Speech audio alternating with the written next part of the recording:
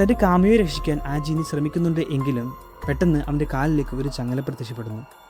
ഇതേ സമയം ദുഷ്ടനായ ആ മാസ്റ്റർ അവളുടെ വയറ്റിലേക്ക് വാൾ കയറ്റി കഴിഞ്ഞിരുന്നു. ജീനിയുടെ മുമ്പിൽ വെച്ച് തന്നെ അവൾ മരണപ്പെടുന്നു. ഉടനെ ജീനി ആരെങ്കിലും തൻ്റെ വിളക്കെടുത്ത് ആദ്യത്തെ ആഗ്രഹമായി പെൺകുട്ടിയെ രക്ഷിക്കാൻ പറയൂ എന്ന് അപേക്ഷിക്കുന്നു. ഉടനെ ഒരു പിച്ചക്കാരൻ മുൻപോട്ട് വരുന്നു.